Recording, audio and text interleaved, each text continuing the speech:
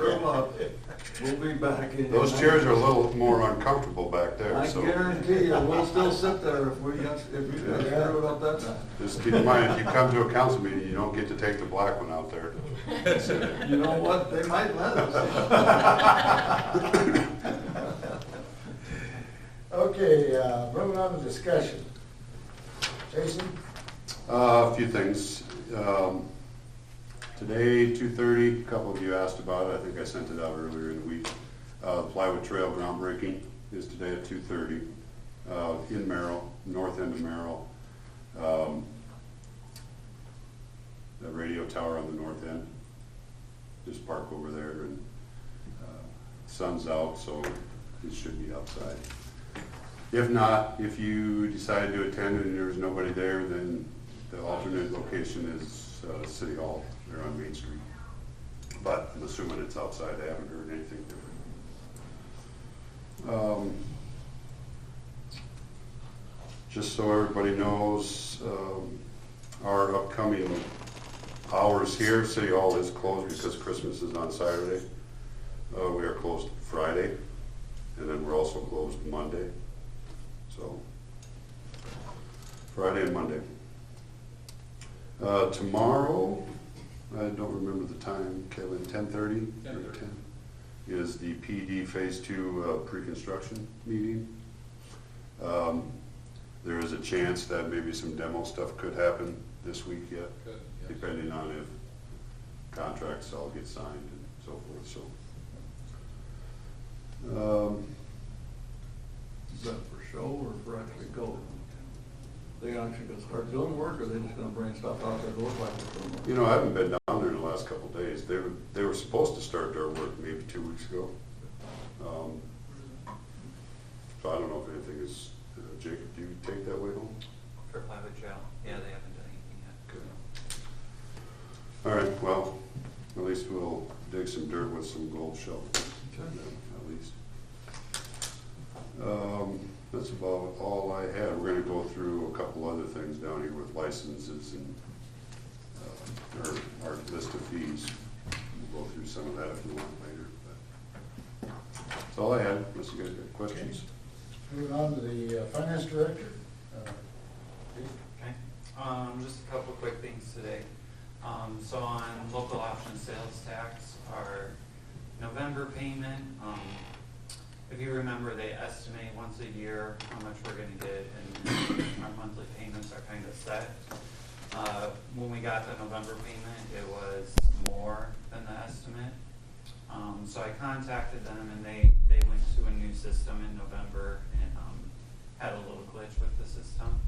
So they overpaid us by about $45,000. And so It'd be a big glitch. yeah, it was kind of a big glitch. Okay. So in talking with them, they looked at our actual first quarter and said that the actual came in about $40,000 over what the estimate was for quarter number one. So they're just going to watch it going forward instead of pulling the funds back again. So I just wanted to make you guys aware of that, if you noticed that in the financials. And then budget schedule I sent out to all the old councilmen and the new councilmen, new mayor, and we'll just have one small change on that, and we should be good to go on that. This is a workshop on that one. I have to. Yeah, it is. It was put on there, okay. It's And what is that? From February 1st, I 1 to believe. 4 or whatever. But 1 to 4, yeah, it's right after council. right after council. Yep. Okay, I remember. That's all I have. Oh, yeah, okay. Okay, moving on to council discussion. Mike? Yes. Clark? I was asked a couple times, Dave, why didn't we run the sirens on that severe weather? I got multiple texts, people comment, no, he's mad, they were curious. Okay, Some people so thought that we should have run sirens, and I said, you know what, I don't know what the protocol is. the protocol for Lamar's is that if the storm, the tornado itself is headed for Lamar's, we will sound the sirens. If Plymouth County has put in a warning, as we were, but it's 25 miles away or 20 miles away in Kingsley, we don't blow the sirens here. There's several reasons for that. One, we don't want to cry wolf. Number two is we have a lot of industries that have to shut down ammonia lines and all kinds of things which can create other problems. And we have trained spotters that were out. Myself, we had 4 fire vehicles out, the police chief, the assistant police chief. We were all surrounded the community, outside of the community, watching that storm, and Kevin can attest to it. We watched it come up 75, and we watched it turn and go east. And there was clear skies behind it that people didn't see right away here. But if it is an imminent threat to Lamar's, we will absolutely blow the sirens, and I had my finger on the button the whole time. But when it goes 20 miles away, there's no sense to create undue fear and harm. So that's That how. was actually my explanation to everybody, was You're right. exactly that, and I said, the problem that we had, and I told multiple individuals, I said, the problem is your cell phone's going off, and I said, they're warning about a general area. Yes. And I said, and that's where, I said, I guarantee you, Shipper likes his sirens. You know, if it would have been pertinent, we would have done it, so. And we so will that's- blow, I will tell you this too, not just a tornado, but straight line winds of 70 mile an hour or more. And the peak gusts we had during that point was 63, okay? We have an airport weather station that gives me constant reports, plus Ron and Mars. And people are talking to me all the time, the National Weather Service we have on the phone. We have our storm center over here in the disaster service building that was activated. And we actually had some rotation that went down by Neptune Corner. And that's as close as that got, but nothing ever came down out of the sky. So rest assured, we're watching, and if we need to, we're gonna blow. And I appreciate that explanation, because that's virtually verbatim what I had said, and I figured that was the case. This will come up next year, but I think after storms like that, we need to look at that twig and dump site, open it up special, with the help of Clem, to get that thing opened up. People wanna pick up, they wanna get it done, might not fall on our days and our hours, but, that's something that I wanna look at coming up next season, so that's it for me, thank you. Answer all your questions? Rex? I'm good. Steve? Nothing. Can wait. Have a Merry Christmas, safe one, have a Happy New Year, and a safe one, and see everybody next year. Yep. Okay, real good. Okay, the next on the item is the license, fees and license and charges. Jacob, Jason. There really isn't a whole lot of changes. I think the one change you guys were all aware of that we probably discussed a few months ago, maybe, was the whole catering license deal. You'll see that's on here now, as being removed. I think final version one would show that listed there, so.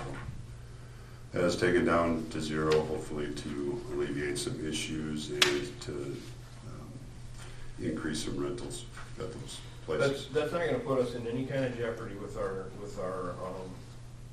poison food and stuff like that? No, those rules still apply, Clark. So if it is a completely private event, Okay, a private event, you can serve whatever you want.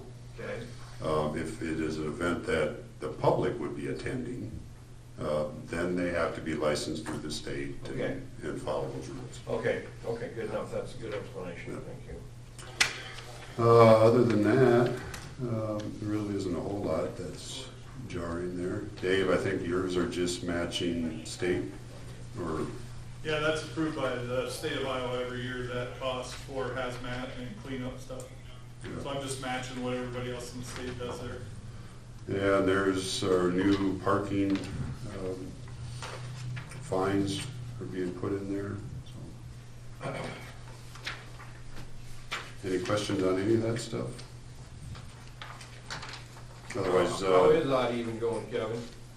We are averaging 5 to 6 tickets a night, which is fantastic. That's good, that is good, okay. That's the entire student outfit. Yeah, that's good. Okay, excellent. and this will be, as an action item, next council meeting. Okay. You mean these? List of fees, yes. Okay. In other words, next year. You don't have to study that one. I'm not gonna study it. I'm gonna leave it up in the new guy's hands. Okay.